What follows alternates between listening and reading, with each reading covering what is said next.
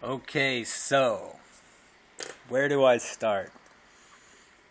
Um, Basically, I just a little up until now.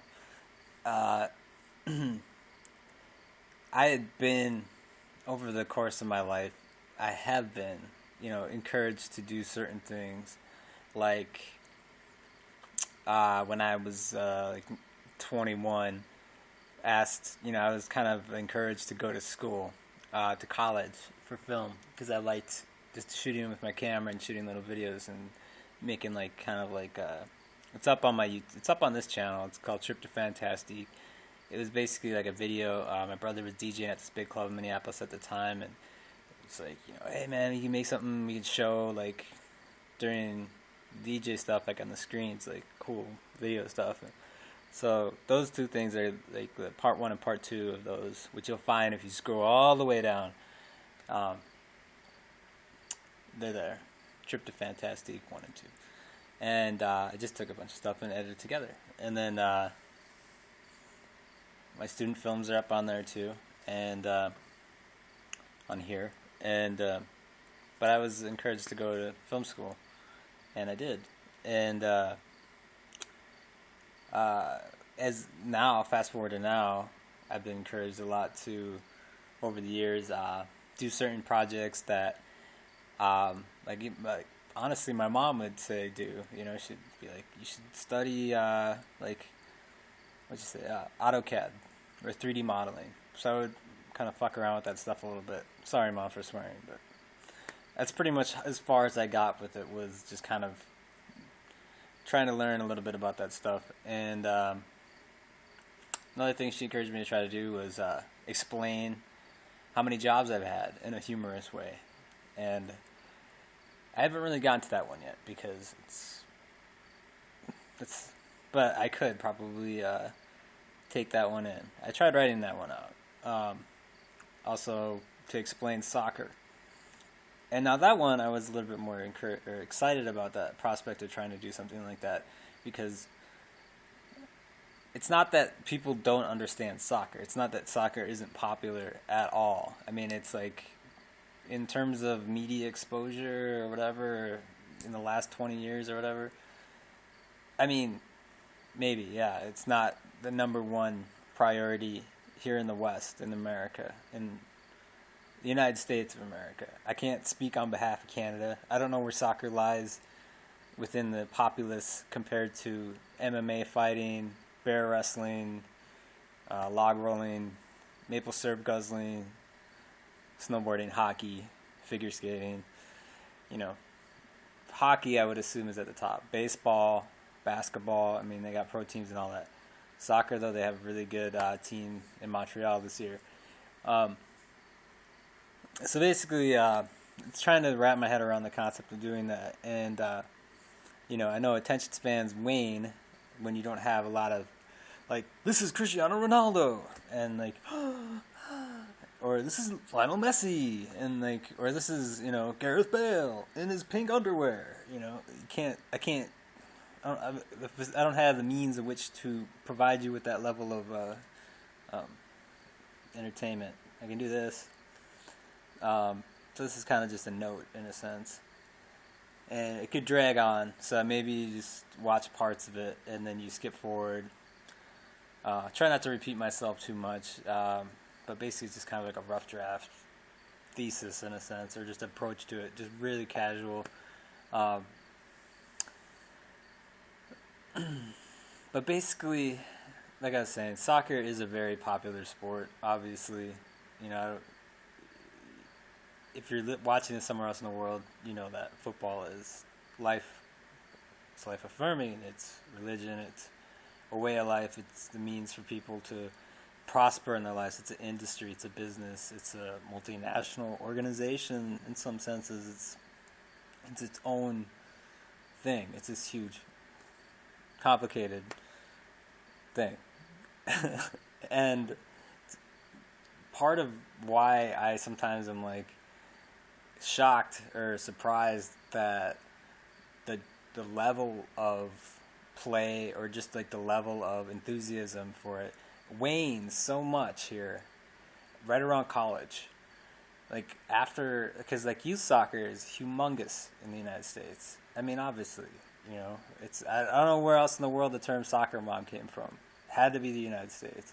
Where else would something so crass and so yet so mainstream be originate from than the United States, unless it was like Ukraine, because everybody knows that Ukraine sucks.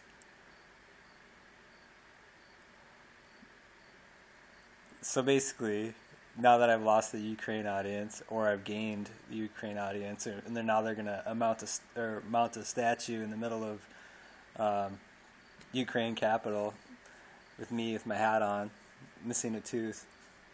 Um,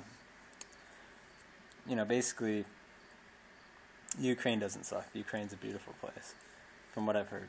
I would never say that it would suck. Only as a joke amongst friends that were talking shit about me in my hometown, because that's what people do. But back to soccer, back to football. It's kind of like the thing that people talk shit about. It kind of is like not. It's baffling, I guess, is the way to put it. Because I mean, like I said, it's so popular as a youth sport.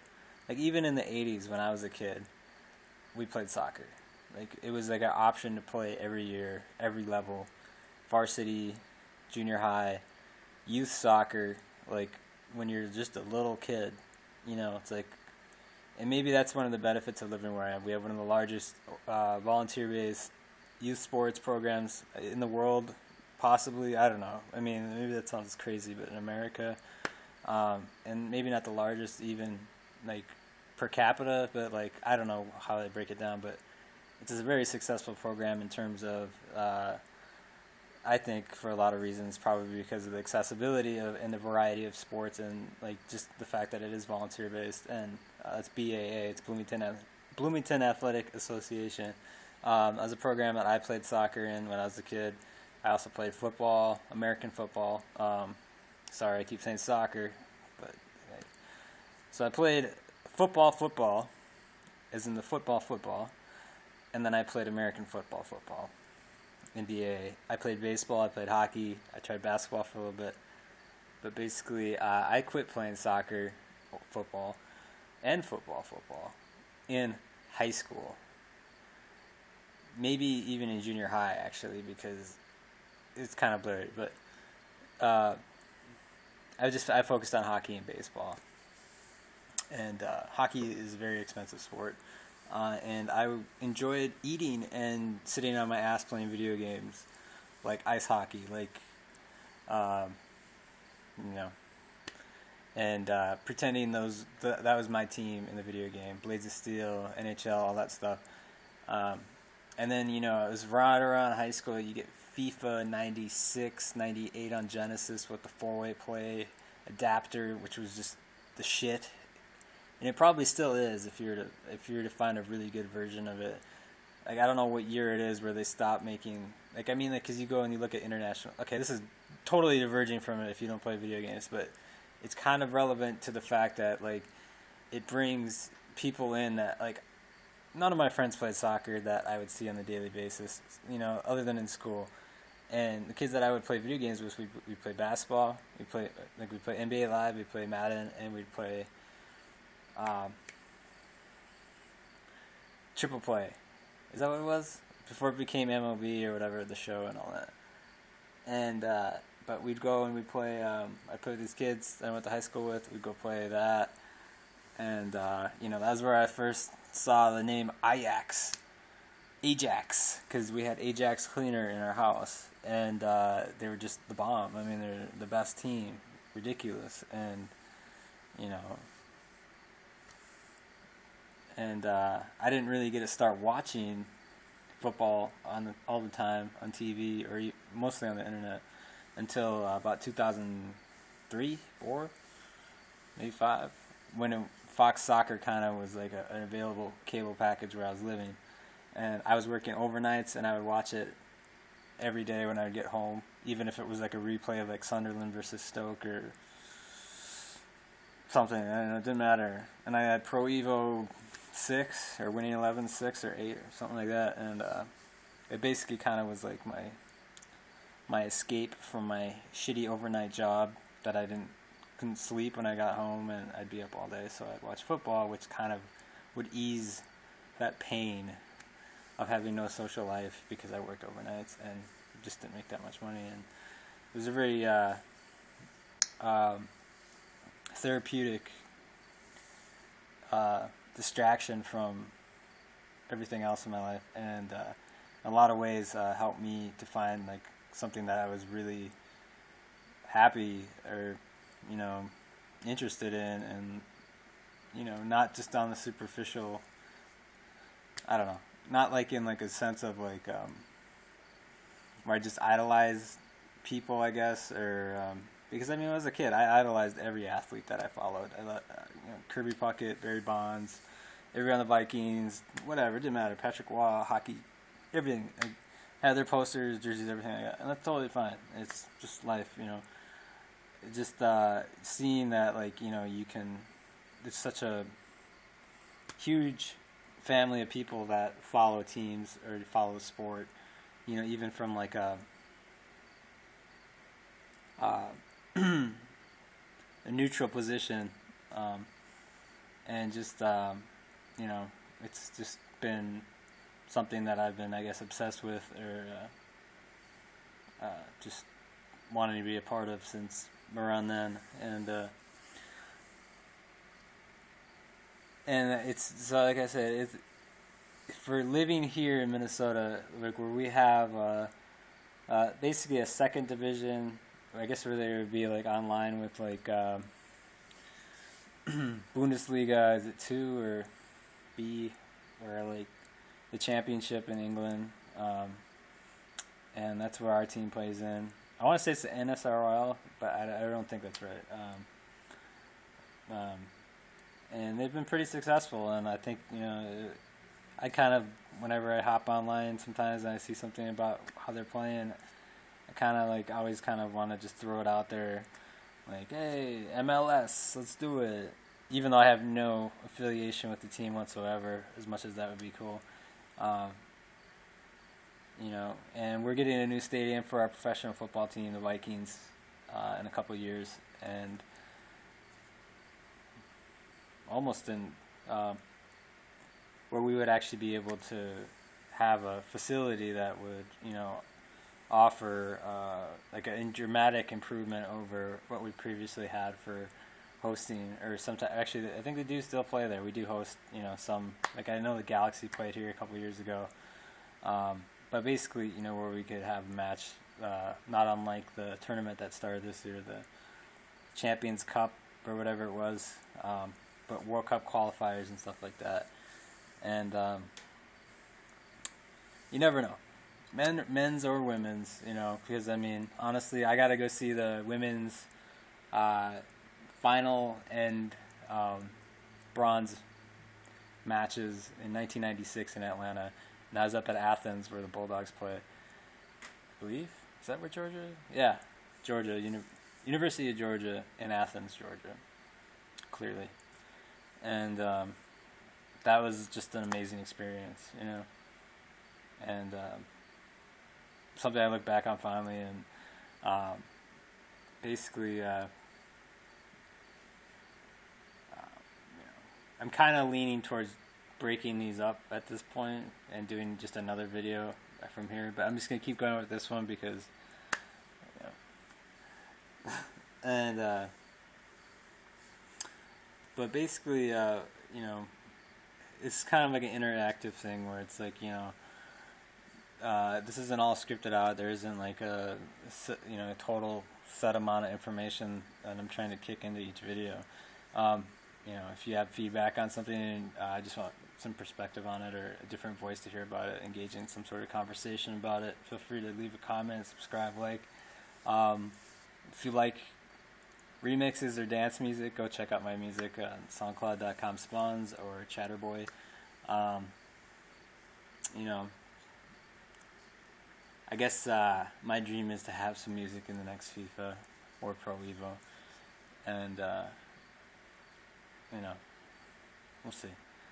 But basically, just kind of like the bulk of it is that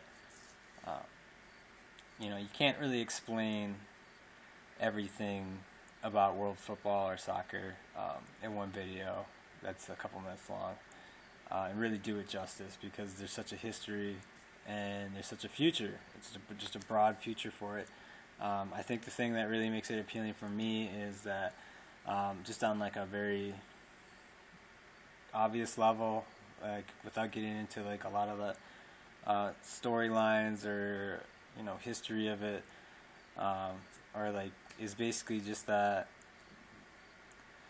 compared to watching like a football game, an NFL game, or a basketball game, NBA game, baseball game, it's just like it's fluid. Not every match is really gonna be awesome, obviously, but it's 90 minutes. It's continuous. There's one break in the middle. It's not even that long, and I think for a spectator sport, it's pretty brilliant. And once you pick your side or your team, it's really hard to ever kind of. Personally, I've definitely thought about just being like, well, maybe, because maybe I just like the players on this team better, or like they have players that I like Chelsea, like they have Eden Hazard, they have Juan Mata, and Manchester City has David Silva, they had Tevez, and Yaya Toure, and Everton's got Fellaini and Baines, but it's never been enough to ever be like, well, I'm going to start supporting that team over Tottenham, because for me, that was a team that gelled with me at the point where I finally, where I was at basically the same situation as most people in England that don't maybe get to go to matches, but they follow a club. They get their first exposure to it. And for most people, obviously, it's probably when they're much younger. But here, for me, it was when I was in my early 20s. And so this is kind of like a 10th anniversary to that, I guess, that time when the game changed my life. Also, considering the Olympics and all that. And, for somebody that didn't grow up playing the sport every day, I played other sports. I just appreciate the whole youth. I guess the youth system, the academy system, the club levels, the different leagues. The fact that there are so many leagues, that it's such a accessible sport. That it's not like a violence-driven sport.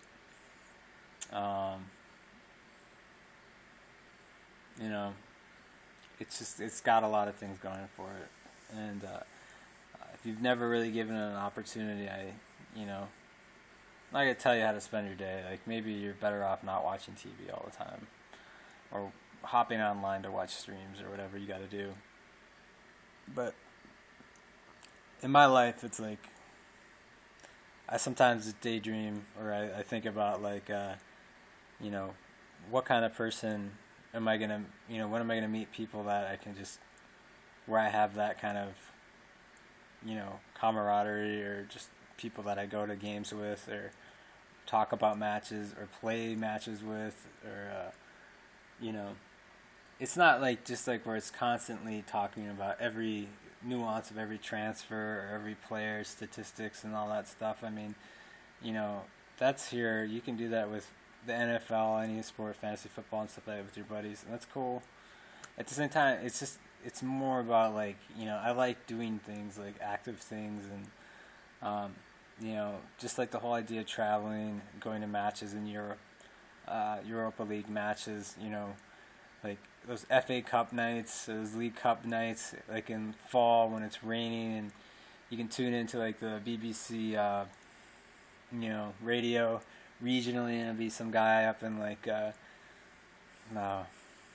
I don't know, you know, it would be like a League Two team or like a what is it, like a North League team or a championship side, and they're coming up against the stiff opposition in the rain, and it's just like I just remember listening to like when Scotland was playing a World Cup qualifier or is it Europe League or yeah Euro qualifier, and just it was like you know it was raining here, it's like falls here they can be beautiful. I mean, and to like you know usually just tuning into the BBC World Report at night, every now and then there'd be like the sport portion of the show would come back around and you'd catch like a couple minutes to talk about it, and then you know but then realizing that I could go online and listen to the actual regional stations, and it's amazing because it's like I mean you know like the gap between the world feels a lot smaller but it feels more welcome too. It feels like you know it's not this closed off thing where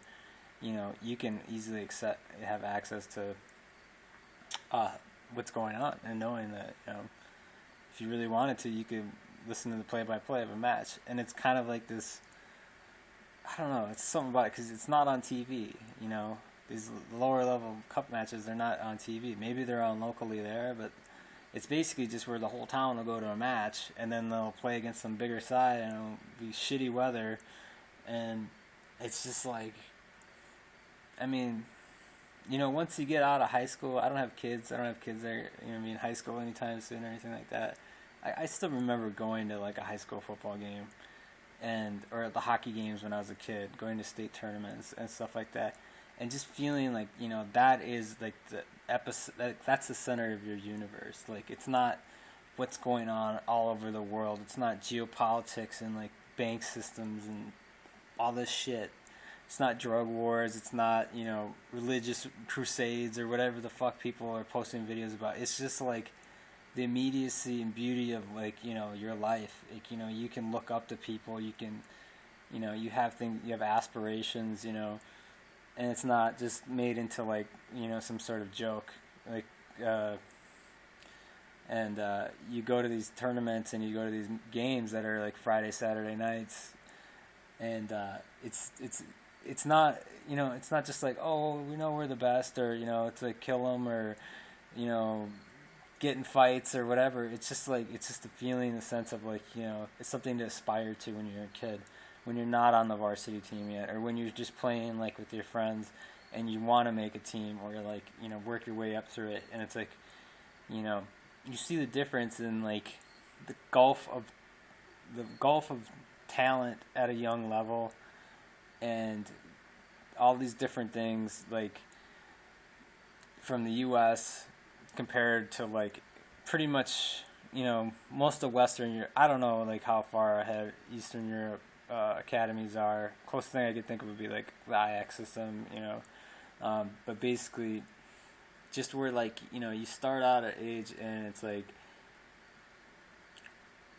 going to trade school. It's like going into like something at a younger level, and basically, I think it's something that is aspired to here more now than it was before. Just because maybe you know we see the success rates there. You know we see like the results, and I think it would improve. It does improve like the overall just environment you live in to have that, whether it's sports or it's theater or something like that. But ultimately, having physical activities that are organized or like even just supervised, and you know, it kind of is a sign of prosperity. And if the area that in which those things are happening, like when you look at places like Sao Paulo or Tijuana or you know Chicago, I don't know, pick a town. Any city. I mean, throughout the Midwest, there's plenty of areas where people are very destitute and poor, and or they're just you know high crime rates and drug use or whatever. And it's like, okay, well, rock and roll and all that shit aside, like, there's a real problem where like there is no like connection to like something to aspire to for kids or even adults, because it is really important. Like I said, that drop after high school of like, you know, aspiration or like just involvement in things or feeling the community with it. Because once you hit like like I said, like I'm 34, so it's like if I go to like when I think about like if I wanted to go check out like a high school soccer game, like I wouldn't really have like a like I don't have a kid that plays on the team. I don't have like any that kind of connection. So it's like I'm not a coach. So it's like I'd just be like a casual observer or scouting like in my own mind, I guess, because I'm not affiliated with a club or a school or something like that. And like it's kind of appealing. If that was the opportunity someone would offer me, hey, let's do it. But I think that's kind of the thing where it's like getting behind, either your home squads or your youth squads or your club teams. But it has to be something that you like. It has to be something that you're drawn to. It can't force that. I can't go make people all of a sudden just like soccer or football or whatever I'm into. If it's music or if it's movies or whatever, I can only suggest it or be excited about it myself. And it takes so much energy, and a lot of times it's negative energy to sit there and push and shove over these things. So I think ultimately you just got to kind of see. You might feel overwhelmed with this sense of like positivity or like where people are like, you're so weird. Why do you love it so much? And it's like look at me. Do I look like somebody that's like sad about it or like doesn't have something that they like or something that's positive in their life? Like I think it's a good thing. I'm not gonna say anything's perfect, but ultimately like if it draws you towards it, something you're making changes in your life for the better, like working out or eating better or just having something to look forward to or like whatever, it's there. And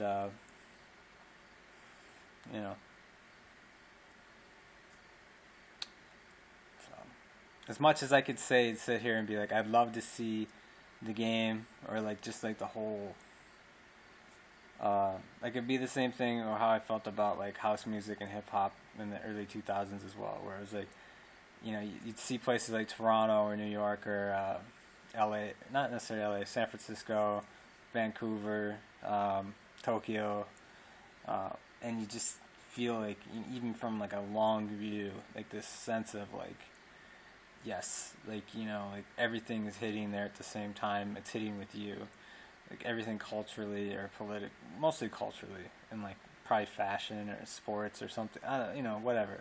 Or you like somebody that lives there, or you just want to go there. And film, for me, like I was like, here in Minnesota, why can't we just make stuff here, make it happen here? And I've seen other people have success here, not on the level like I haven't personally on the level that I'd like to achieve. And I look at when I think about like a career in sport or like coaching or even as a trainer or just consulting or whatever, ground ski, it doesn't matter. Like I don't know if this is the place for it to wait to get to the level like if we were to go to like London or like somewhere in Europe where they have, like I said, 4 levels of clubs. They have a youth academy. They have, it's just a dedicated part of like the infrastructure of the city or the community to where like you have more opportunities within that if it's something you're really passionate about. And, because I think you have that here for other things. And so I don't know. I'm just wrapping this up. Thanks for watching. And like I said, feel free to interact.